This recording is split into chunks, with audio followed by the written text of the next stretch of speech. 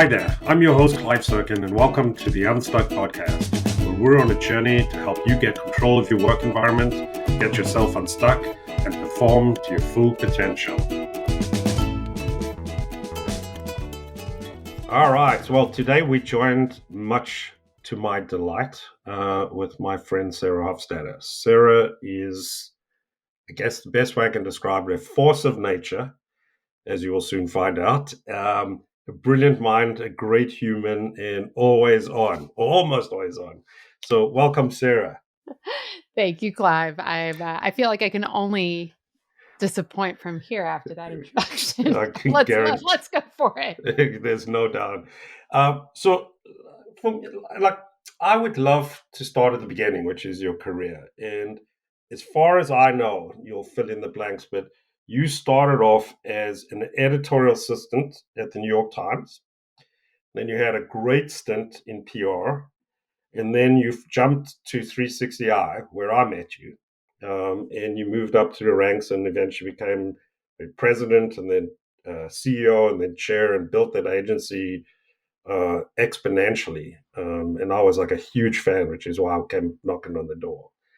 And now president of Profitero. You're on the board of Campbell's Soup Company, and I'm sure I've missed out a bunch of stuff. But I guess the point for me, and a lot of people who listen to this podcast, are always interested to hear from people like you who have navigated a career like that, which in my view is incredibly diverse, all kinds of interesting experiences. What was the game plan? Like, how do you do it? The game plan was get married really young and then have a bunch of kids and stop working and just keep having kids and being a mom. That was the game plan.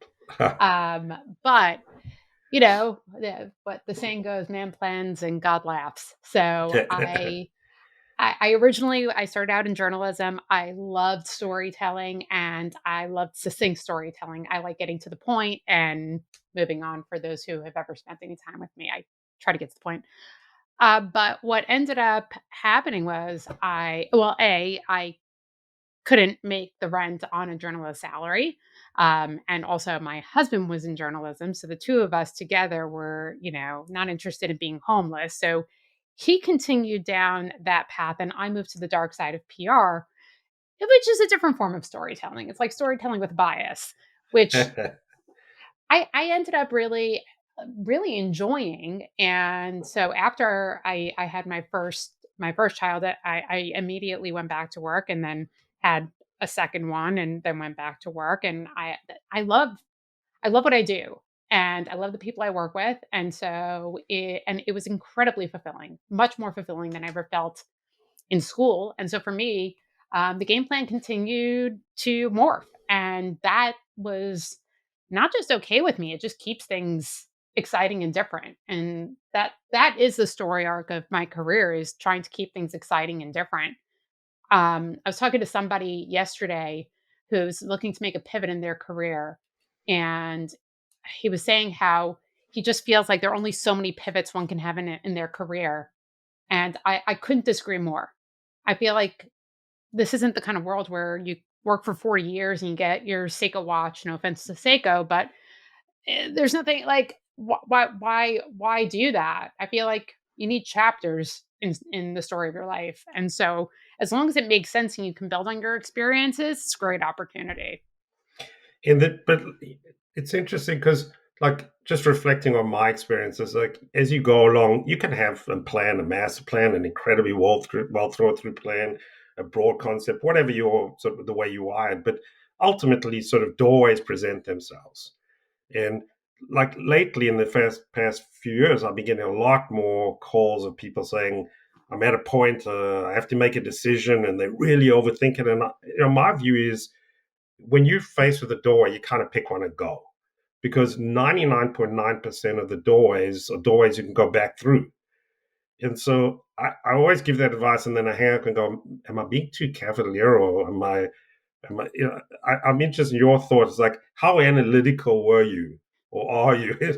And I think I know the answer, but how, as you get to these pit doorways and you're going to have another chapter, like, is there a big grid? Like, how do you think about it? Well, It's a very good question because I definitely made one wrong turn in my journey, and, that was something you didn't mention in the bio, which is perfectly fine with me, because when I left 360i after, something like 13 years, I went to Comscore to be their president and was only there for 6 months before I resigned. And you're right, if you walk out one door, you can often walk back. Not that I would have gone back to 360i. I was done with agency life, and I loved my time there. And I had put forth a very good succession plan. I was not going to go back on that. Um, but knowing that knowing that you can take a chance, and obviously you can't suck at your job. If you suck at your job, then you can't go back. But if you've built up credibility and capability and a reputation for having a high do to say ratio, then if you take a turn and that turn is not the most ideal thing, then you just get back on the horse. And it was a good opportunity for me to reflect before I ended up joining Profitero to say, what do I really love? Like what is the thing that really gets me out of bed in the morning and makes me want to go to work? And the reason I ended up joining Profitero, even though it was a much smaller company than what I had left at 360i, it was at that earlier stage, like when I joined 360i, which was the stuff I loved when the clay is still wet. But the thing for me that was most interesting was finding that delta between consumer behavior and brand readiness. And at 360i, I did it in search, we did it in social media, we did it in commerce. And at Profitero, that was the same thing. It was all about commerce and changes in behavior of people shopping in different ways, but not just shopping quote unquote online like a cardboard box shipped to your house, but click and collect, last mile delivery, all of these different changes that were happening, and recognizing that most brands weren't thinking about this, especially CPG brands weren't thinking about this through the lens of, wait, how do I get ready for this? Is this actually going to be a big percentage of my revenue? And then, of course, COVID hit, and you're like, oh dear, I better figure this out. And so, Yeah. for me, that was the moment where I say, I got to jump. Well, let's talk about commerce and your journey at Profitero, but importantly, what you're seeing, because you're right in the epicenter of this thing. I mean, I go back, to my early days, and we were trained to tell clients that build equity, and if you create equity, then it'll translate into revenue one day, and trust me, it's all going to work out. Which I feel dirty about. And then I figured it out, and I had to go do my penance. But it's kind of like equity is a consequential outcome of getting someone to put their hand in the pocket, give you your money, and feel really good about it over and over again. And so equity is an outcome, not an input. And if you do it right consistently, it's going to be good. Commerce for me is like that on steroids. And, you know, this is not new, but as you said, I think COVID sort of put a, massive like rocket fuel gasoline into this world.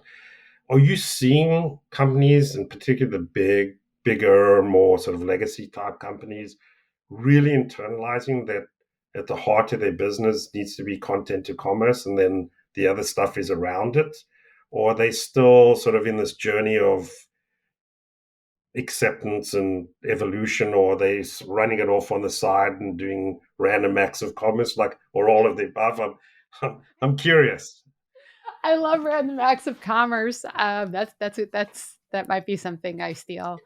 Um, I think that there are a few things. There are different companies of all shapes and sizes are at different stages of what we call the e-commerce maturity curve.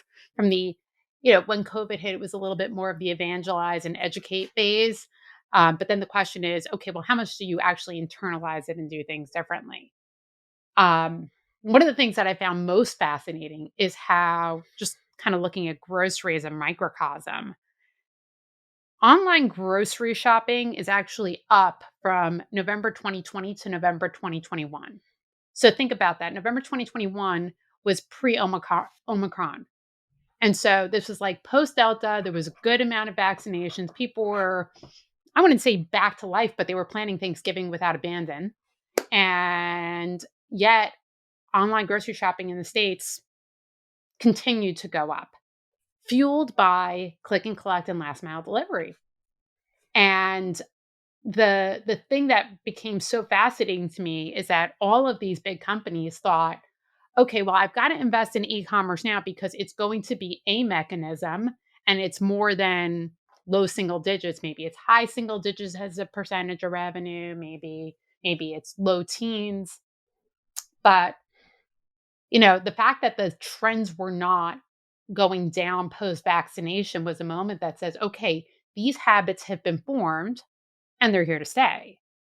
And to your point, where does it sit in a company's organization? How do they think about this as above or below the line? As we talk about equity drivers Yeah, and value drivers. It is. I was playing a game with one of my clients called Factor Crap, yeah. and you kind of throw a statement out there. And you say Factor Crap, and so the question is: retail search is above the line, and the answer is yes, no. It's kind of both. So, And that's where shit gets murky. And that's murky is not something that works well in big organizations. And so you have to figure out, kind of to the point of your podcast, how to unstick it.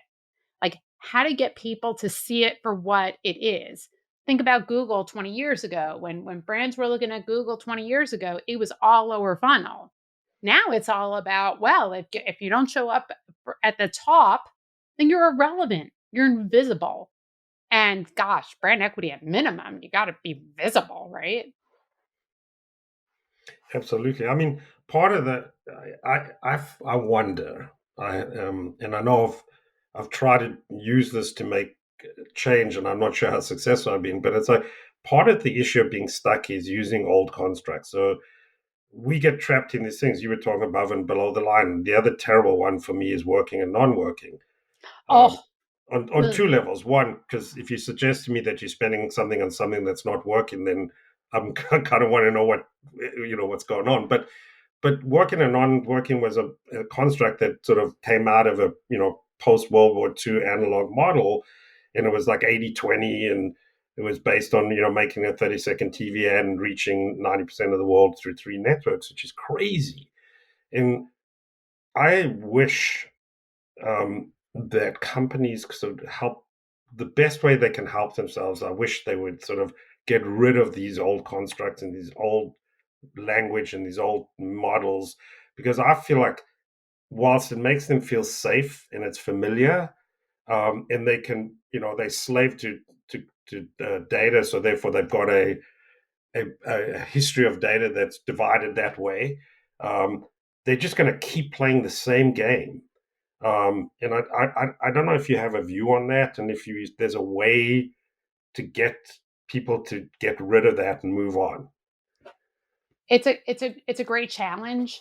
And the reason why it's an even bigger challenge is because gross and net revenue and gross and net profit are the net result of whether or not something's considered above or below the line, not to get, too financially oriented, Yep. because I will be out of my depth quite quickly. That being said, when when I'm trying to figure out how to get to the heart of unsticking certain things, I try to figure out, to follow the money. And ultimately that goes back to the most important person in this entire ecosystem, which is the CFO. The CFO doesn't get involved in what your go to market strategy is going to be with Walmart. They're going to see they're going to understand what the total cost to serve is with Walmart, but they're not going to see all the different components that break down to how you make your brand discoverable, how you drive engagement, and the role that all these different things play in that. They're going to see an agency cost line. And so to me, I think education and involvement becomes so much more critical at the CFO level, at the VP GM level, because you can only affect the kind of change when there is an understanding at the top in language that they can understand.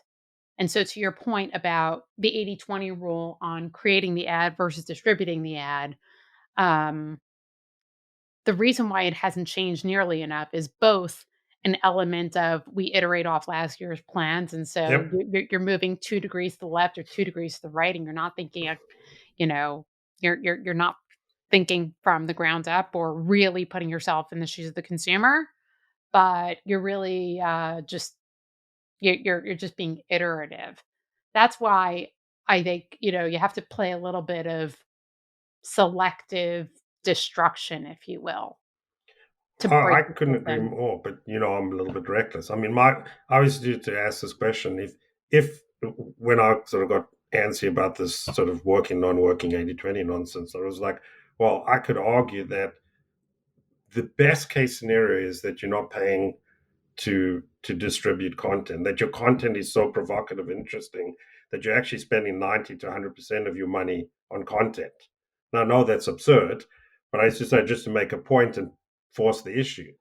But anyway, by the way, the one thing that you did say, which like there are a lot of CMOs who listen to this podcast, the first person when you enter a job as a CMO, the absolute without doubt first person you should go and sit down with and bring them extremely close as your partner is the CFO.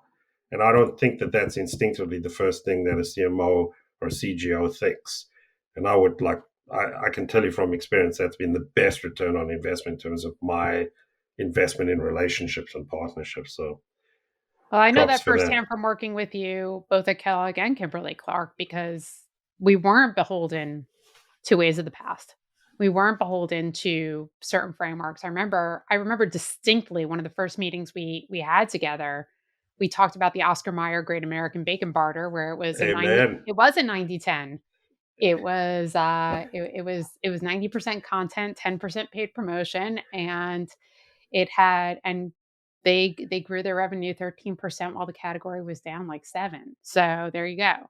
I forgot one of the greatest of all time, most brilliant ideas I've ever seen. That both delighted me and pissed me off because it wasn't my idea and I didn't do that. But I used to hold up that if anyone hasn't seen, you should go and look it up. And I think there were like 3 iterations, but the first one was absolutely phenomenal, where you could have put a guy in a truck full of bacon and sent him across country, and he had with no cash, and That's he right. had a barter the bacon. Absolutely brilliant, and that's a great example.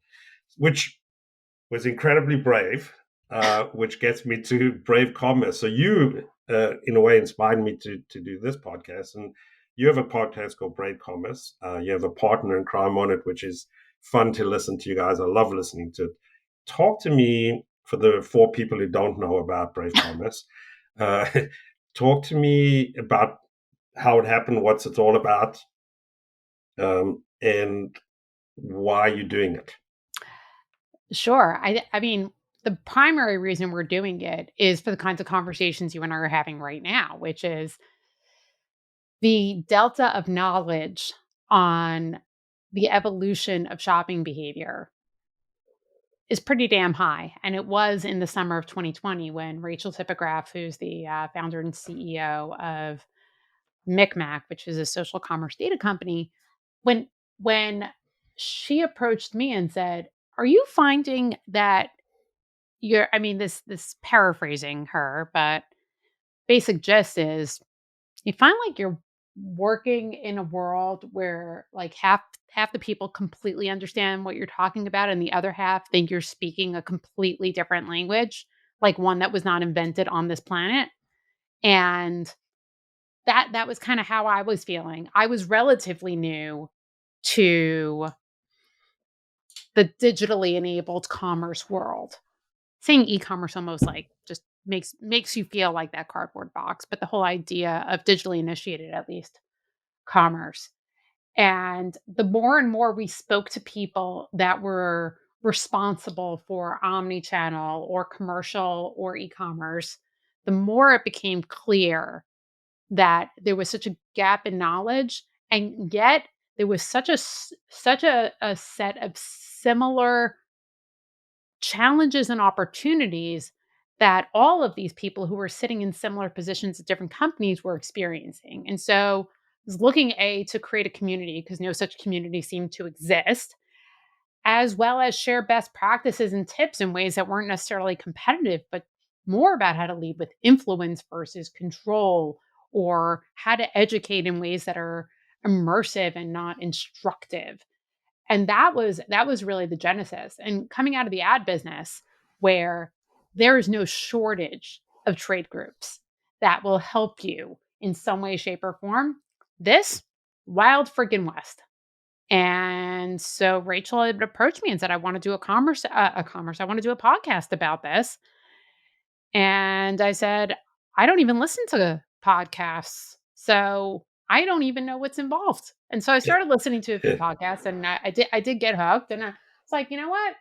If you lead, I'll follow." And 70 something episodes later, it has just been an absolute joy. One of the benefits of driving backwards and forwards from Chicago to Battle Creek is I had lots of time to listen to lots of podcasts. So, but the benefit, and one of the things for me is, as I listen to Brave Commerce, is just talking in plain language. And one of the things, like, I just instinctively, because I know I'm the village idiot, I have no problem saying I don't understand. Can you explain that to me in English and draw me a few pictures? Um, but it's like, I remember when, like, digital started, digital marketing, and it was like all these acronyms and words, and it's like it's almost designed to sort of make you not ask the questions, because, like, there's inside baseball language. And I guess my what I love about the podcast and what I encourage people to do is don't worry about looking like the village idiot, because you're not.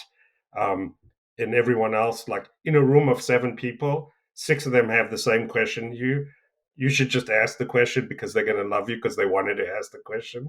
In my view, I don't know if you feel that.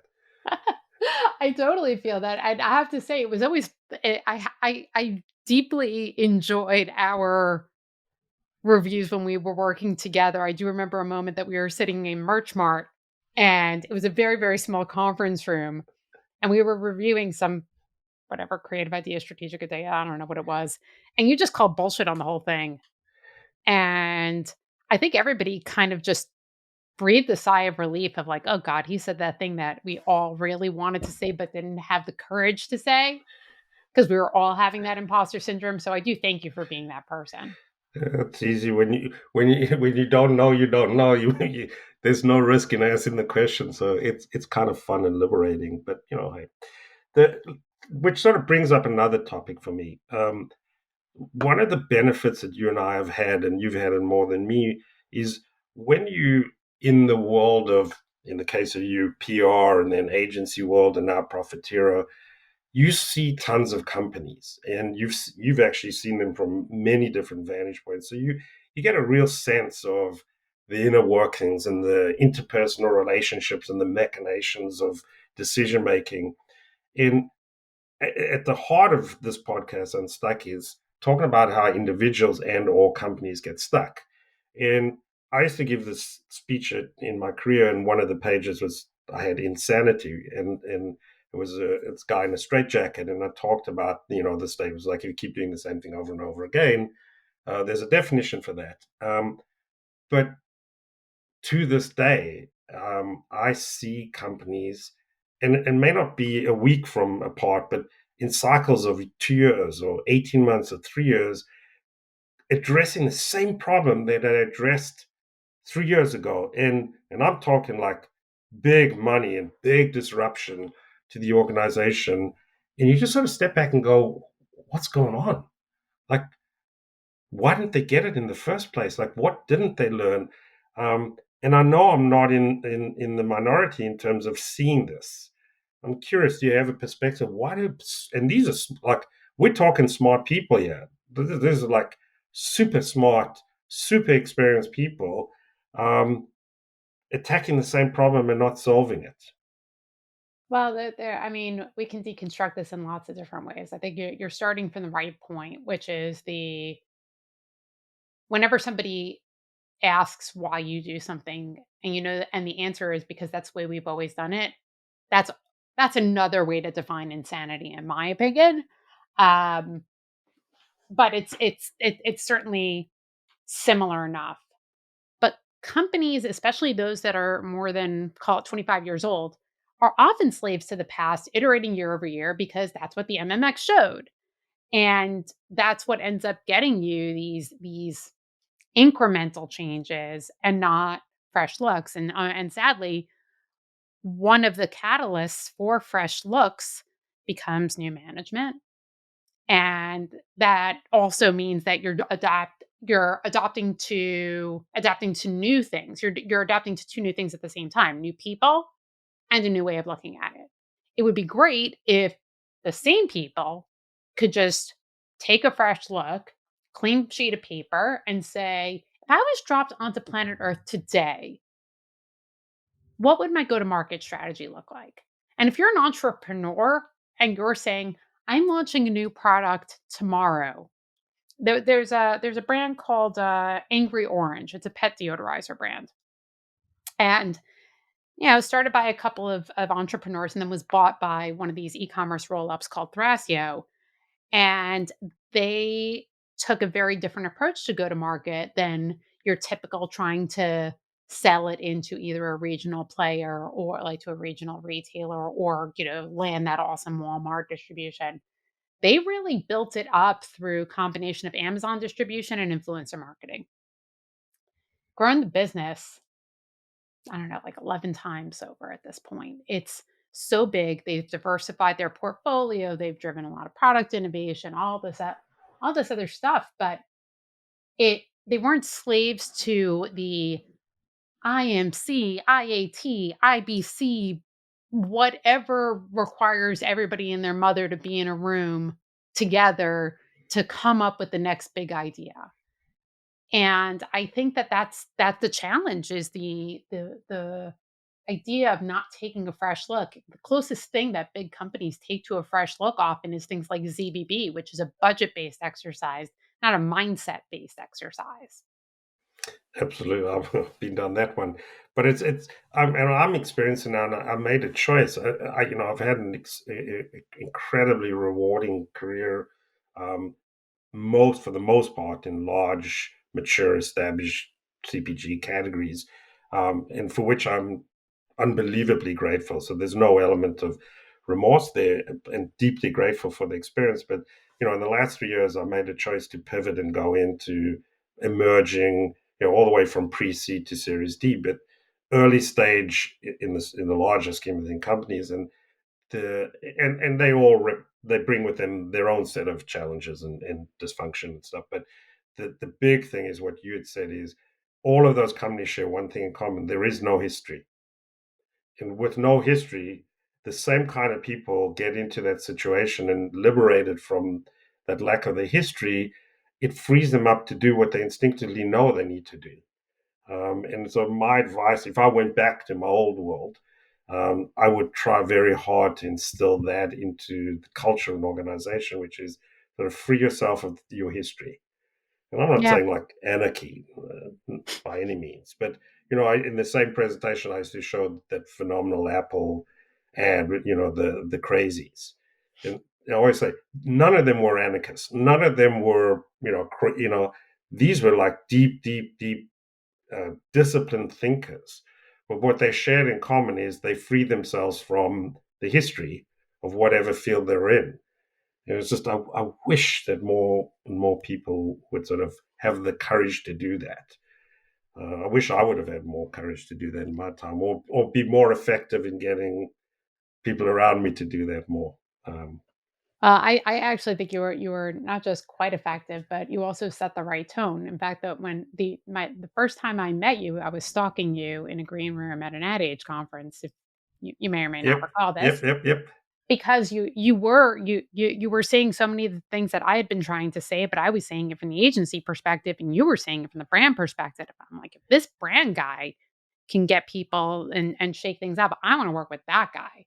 So I would say I thought you were quite the rabble rouser in a very good way. But I think it's a good call to action to because fortune does favor the curious, whether that's Yep, about people, misconceptions. Like being inquisitive isn't being nosy. It's about examining assumptions.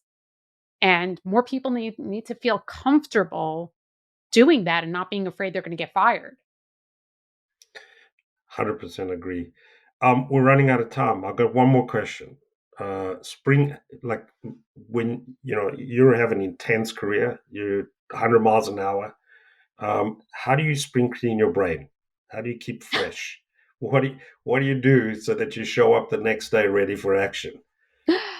Um, uh, that my secret is Shabbos, Right? or Shabbat, depending on how, what sect of Judaism you come from, or what country in the world you come from. But I'm Orthodox Jewish, and every 6 days I take a break. I completely digitally unplug, and it is the number one reason I believe that I didn't burn out yet. But the idea of, and I do it because I was raised like this, not because I chose to do it. When I was a kid, I thought being Sabbath observant was one of these things that it was all about the things you couldn't do. Like, I can't watch TV, I can't eat McDonald's, I can't. And now this 25 hours of complete shutdown allows me to have that mental cleanse because I can't think about work. I can't act on it. I can't take notes. I can't look at my phone. I can't do any of that kind of stuff because I shouldn't. But I don't think I would have had the discipline to shut down, in which case I probably would have burnt out. I don't know, probably at least 20 years ago. It's a beautiful way to refresh and re-engage and refocus. It's the only way that works for me, unfortunately. Otherwise, I'm like the road runner. It's not healthy. There you go. Words of wisdom. Hey, thank you so much. As always, an absolute joy talking to you, and I appreciate your generosity of time. I know everyone's going to enjoy the words of wisdom. So, thanks a million, Sarah Hofstetter. This podcast was brought to you by Screen Dragon. We break down barriers, make work flow, and unlock talent. Visit screendragon.com to see our software in action.